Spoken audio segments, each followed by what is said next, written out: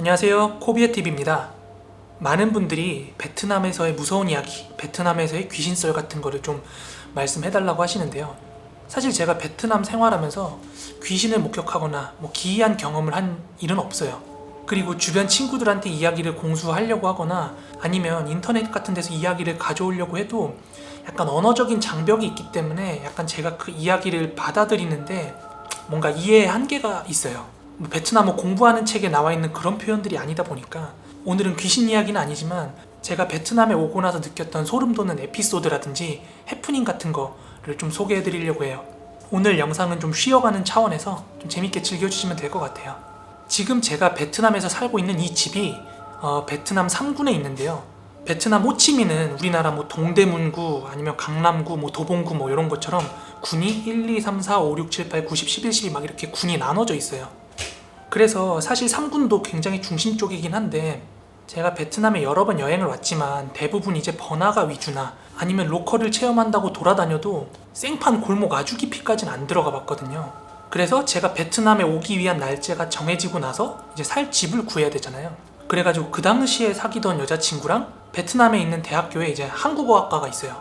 한국어를 공부하는 한 동생이 도움을 줘가지고 지금 이 방을 구하게 된 건데요. 처음에 그냥 방 구할 때는 이렇게 막 사진 같은 거 보여줬어요. 아니면 동영상 찍어가지고 이 방은 어때? 저 방은 어때? 하면서 방 룸 컨디션만 보니까 제가 그 동네 분위기가 어떤지 모르는 거예요. 그런데 이제 위치가 3군이라고 하니까 저는 제가 여행 다닐 때 관광지 분위기를 좀 생각을 한 거예요.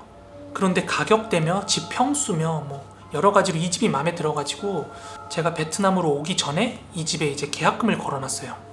그래서 이제 한국에서 캐리어랑 짐을 바리바리 싸들고 정확히 제가 작년 7월 6일날 여기에 떨어졌어요. 그래가지고 이제 이 방으로 짐도 옮겨야 되고 이제 정식으로 계약서를 써야 되잖아요.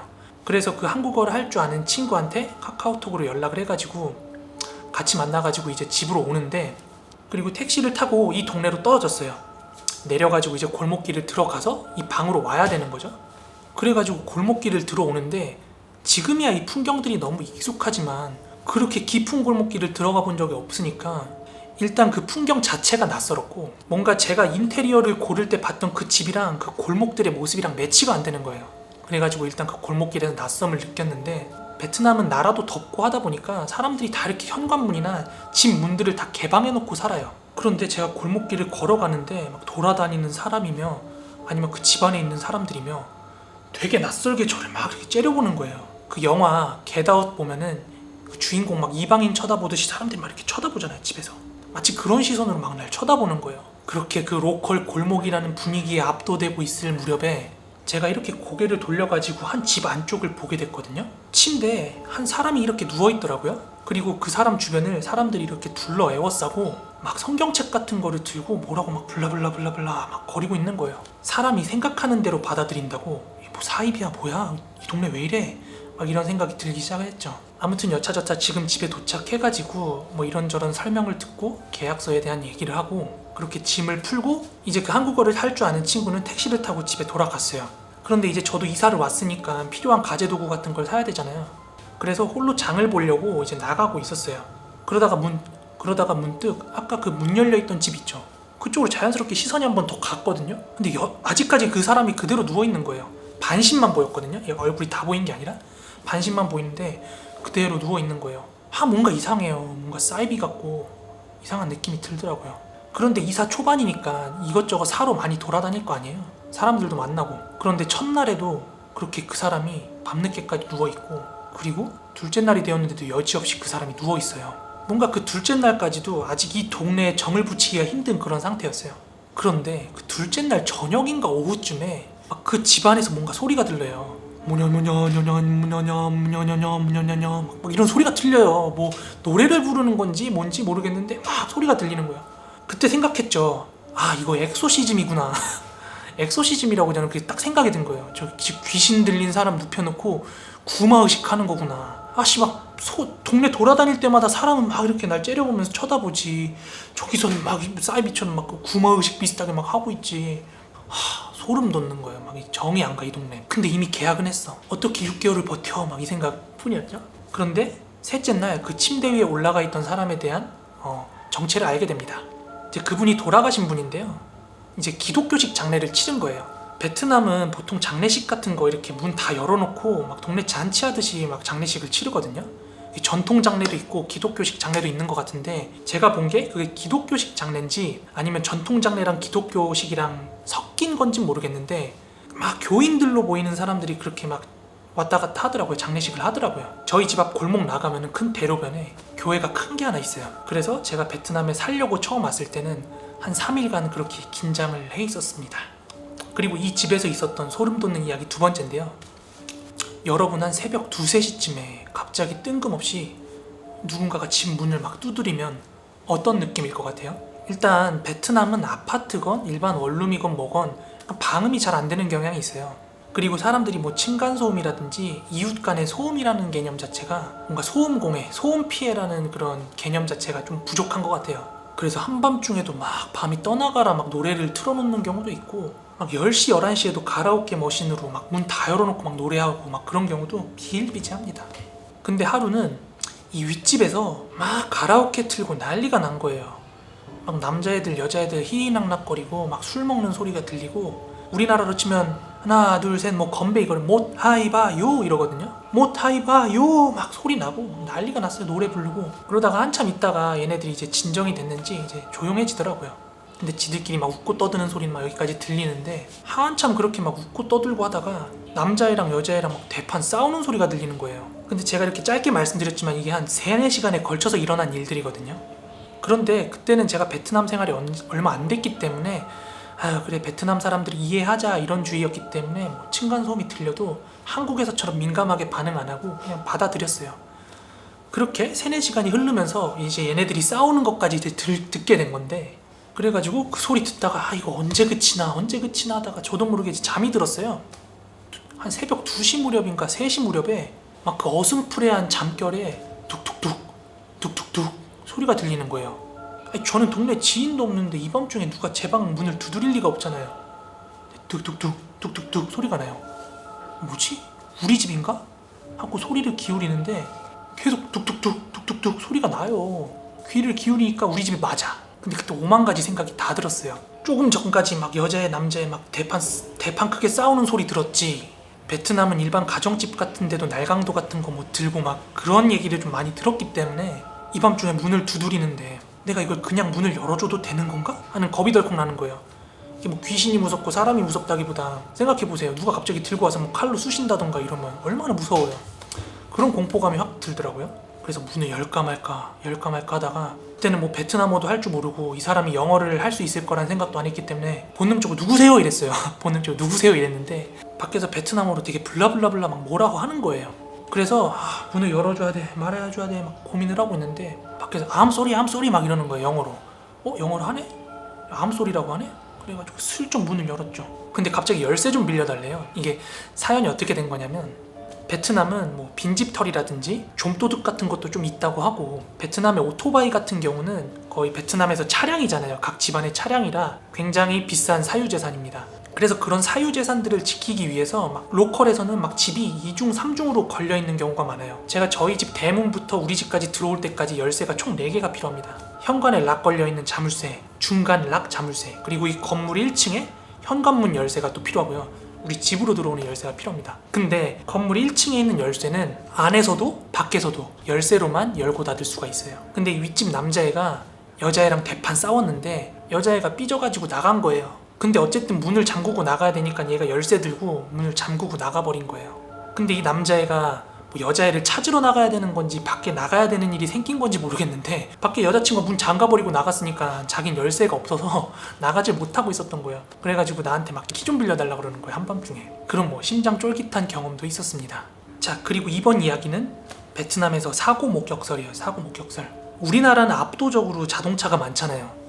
그래서 사고 같은 게 나도 차 대 차로 사고가 나니까 사람이 다치는 경우는 굉장히 드물어요. 그런데 베트남은 압도적으로 오토바이가 많은 나라예요.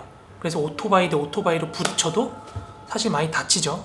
그런데 문제는 베트남의 교통체계가 굉장히 쓰레기 수준에 가깝습니다. 사람들의 의식 수준도 그렇고요. 그러다 보니까 사고가 굉장히 비일비재합니다. 일단 제가 베트남에 여행을 올 때는 뭐 14박 15일, 뭐 10박 11일, 뭐 4박 5일 이런 일정으로 오거든요. 그렇게 오면은 꼭 오토바이가 자기들끼리 부딪혀서 누구 하나 피가 막 철철 터지던가 뭐 이런 사고를 많이 목격을 해요. 왜냐하면 베트남 사람들 중앙선 안 지키고 차 막히면 중앙선 그냥 다 침범해버리면서 넘어오고요. 역주행은 기본이고 뭔가 좌회전 우회전 신호도 막 뒤죽박죽이라서 뭔가 신호 건너는 것도 다 눈치 게임이에요. 그리고 저기서 세게 달려오고 여기서 세게 달려온다. 우리나라는 멀리서 멈추잖아요. 멀리서 눈치를 보면서 슬슬 속도를 줄이는데 얘네는 코 앞에 들이닥칠 때까지 속도를 안 줄여요. 우리나라는 먼저 가세요 먼저 가세요 이건데 얘네는 나 먼저 갈게 이런 느낌이에요. 그러다 눈치 게임 하다가 좀 잘 안 되면 부딪혀서 사고 나는 거예요.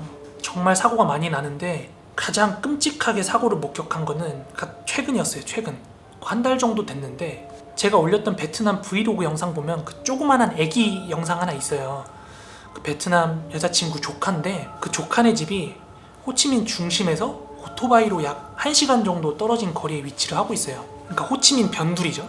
그래서 처음 그 집에 초대를 받아가지고 놀러 갔던 날이었어요. 아주 이른 아침에 출발을 했거든요. 이제 여자친구 조카가 2명인데 한 명은 초등학생이라 호치민 중심에서 공부를 하기 위해서 여자친구네 집에 살고 있었던 거예요. 그래서 그 조카 남자애를 제 뒤에 태우고 여자친구는 어머니를 태우고 같이 나란히 오토바이를 타고 가고 있었어요. 그런데 거기가 호치민 12군쯤이었을 거예요. 그래가지고 대로변을 이렇게 운전해서 가는데 큰 로터리나 공사장이 근처에 있거나 그런 변두리 쪽은 개발이 많이 이루어지거든요. 그러다 보니까 정말 큰 트럭들이 많이 다녀요. 근데 대박인 건 뭐냐면요, 그 오토바이도 방어 운전이 없이 되게 공격 운전을 많이 하잖아요. 문제는 그런 트럭 운전사들도 그렇게 공격 운전을 해요. 그러니까 오토바이 공격 운전과 트럭 공격 운전이 만나면 어떻게 되겠어요? 진짜 오토바이 타러 갈 때 그 막 트럭들이 옆으로 이렇게 막 지나가면 아찔아찔 하거든요, 진짜로. 아무튼 그런 도로를 지나고 있는데 저 멀리에 사람들이 북적북적하니 도로를 싸고 있는 거예요. 멀리서 보니까 막 그 공안이라고 하는 경찰들도 엄청 많이 있고 사람들도 엄청 많이 둘러싸고 있어요. 와, 이렇게 옆으로 지나가면서 보는데요, 오토바이는 그 대형 트럭에 깔려가지고 완전 종이장이 돼 있고 그 시신인지 고깃덩인지 모르겠는 거 이렇게 덮여져 있는데 완전 거리가 피칠갑이 돼 있는 거예요. 와, 그거 보고 제가 태어나서 죽은 사람 뭐 시신비스무리한 걸 그렇게 가까이서 본 건 진짜 태어나서 처음이었거든요. 진짜 운전 조심해야겠다라는 생각이 들더라고요. 그렇게 여자친구 조카네 집에 도착을 했어요. 베트남은 SNS는 무조건 페이스북이거든요. 그래서 페이스북에 그 사고 소식이 막 이제 올라왔나 봐요. 그 현장에 있던 사람들이 막 사진도 올리고. 근데 그 사망자가 외국인이었다고 합니다. 그 외국인도 신호를 오해를 했는데 베트남 그 트럭들도 베트남 운전사들은 뭐 방어 운전 없이 지신 오면 그냥 밀고 가버리거든요. 그래서 그 외국인이 그대로 깔려가지고 즉사를 한 거예요. 근데 더 소름 돋는 건 뭔지 알아요? 이제 가족 식사가 끝나고 여자친구랑 이제 여자친구 부모님이랑 해가지고 조카랑 같이 호치민 중심으로 돌아오고 있는데 집에 가는 중에 대형 트레일러 있죠? 트레일러에 오토바이 깔린 걸 2번을 더 봤어요. 물론 인사사고는 아니었는데 한 사람은 피 철철 흘리고 있고 한 사람은 오토바이만 깔렸는데 와, 하루 만에 그렇게 사고가 막 나요. 아무래도 그때가 명절 전이라서 굉장히 교통량이 많았었거든요. 구정 전이었어요. 구정 전. 굉장히 그 교통사고 조심해야 되는 나라가 베트남입니다. 사실 저도 여기서 오토바이 사자마자 한 일주일 만에 접촉사고가 났어요. 4중 추돌 사고가 났는데 내가 조심해도 사고가 날 수 있는 나라가 베트남입니다. 그리고 지금 말씀드릴 거는 이제 살인사건이나 베트남에서 최근에 좀 화제가 됐던 사건 사고에 대한 얘기인데요. 베트남 호치민 7군에 가면 푸미흥이라는 지역이 있어요. 거기가 한인들 몰려있는 한인타운인데 거기는 사실 호치민에 있는 뭐 푸미흥이라는 지역이라기보다 사실 푸미흥구예요. 푸미흥구. 그만큼 한인들이 많아요. 한국이랑 거의 다를 게 없어요. 그런데 최근에 한 20대 남자애 하나가 거기 푸미흥에 살고 있는 한 아파트에 침입해가지고 그 일가족을 다 칼로 쑤신 거예요. 그래가지고 그 집에 살고 있던 아저씨랑 딸내미는 응급수술 받고 살았다고 하는데 그 와이프가 죽었어요. 근데 이 녀석이 이제 도주를 한 거예요. 물론 이제 한인타운 근처는 뭐 CCTV 같은 게 많아가지고 그 사람 얼굴이 막 다 찍히긴 했는데 근데 이게 그 한국 영사관이랑 베트남에서도 큰 이슈가 돼가지고 얘 잡으려고 엄청나게 공안들이 대대적으로 막 동원이 됐다고 합니다. 한동안 이 사람이 이제 사라진 상태에서 수배 중이었는데 아마 여러분들 중에 베트남 와보신 분들은 베트남의 VBN이라고 아실 거예요. 그 여행자 거리. 외국인들 여행자들 많이 오는 그 VBN이라는 곳이 있는데 거기서 검거가 됩니다. 그리고 최근에 또 하나 이슈가 됐던 살인 사건이 하나 있었는데요. 베트남 사람들 도박 되게 좋아하거든요. 베트남 사람들 중에 도박하다가 전 재산 잃고 막 자살하고 이런 사람들도 엄청 많아요. 왜 그런 거 하니 베트남이 여러분들 알다시피 그렇게 임금이 높은 나라가 아니에요. 뭐 특출나게 교육받은 사람들이나 집에 돈이 많은 사람들 아니고서야 한 달 열심히 일해봤자 꼴랑 손에 쥐는 돈이 뭐 3, 40만 원 꼴인데 그거 뭐 10년, 20년, 30년 모아봐야 큰 돈 안 된다 이거예요. 그래서 하루 벌어서 하루 먹고 사는 사람들이 많기 때문에 막 도박 같은 거에도 좀 쉽게 빠져요. 큰 돈을 만지고 싶은 유혹에 좀 잘 빠지는 것 같아요. 그런데 최근에 베트남 경찰 있죠. 공안. 이 친구가 자기 친구들이랑 이제 연휴 기간에 도박을 해요. 자기들끼리. 어떤 종류의 도박을 했는지 모르겠는데 베트남은 우리나라 화투 치듯이 블랙잭 되게 많이 하거든요. 그런데 그 경찰애가 베트남 친구들이랑 도박을 하다가 자기가 가진 돈을 다 잃었나 봐요. 그럼 거기서라도 끝내야 되는데 이 친구가 자기 오토바이를 그 도박에 겁니다. 베트남에서 자기 오토바이 건 거면 우리나라에서 자기 차를 건 거나 마찬가지거든요. 근데 이 공안이 갬블에서 져가지고 그 오토바이를 따먹힙니다. 그런데 얘가 공안이잖아요. 집에 가가지고 지 동생이랑 총 갖고 와가지고 거기서 갬블하던 사람들 다 죽여버립니다. 근데 문제는 이 시끼가 도주를 했는데 아직까지 잡히지가 않고 있다고 합니다. 여기 호치민 시내 어딘가를 돌아다니고 있거나 숨어 있을 거란 말이죠. 네, 오늘 영상은 이렇게 좀 가볍게 촬영을 해봤는데요. 평소에 하던 무서운 이야기랑 좀 다른 느낌이죠. 재밌게 들으셨다면 구독하기, 좋아요 한 번씩만 부탁드리고요. 다른 무서운 영상도 재생 목록 가면 많이 있으니까요. 많은 시청 바랍니다. 그럼 모두 좋은 밤 되세요. 감사합니다.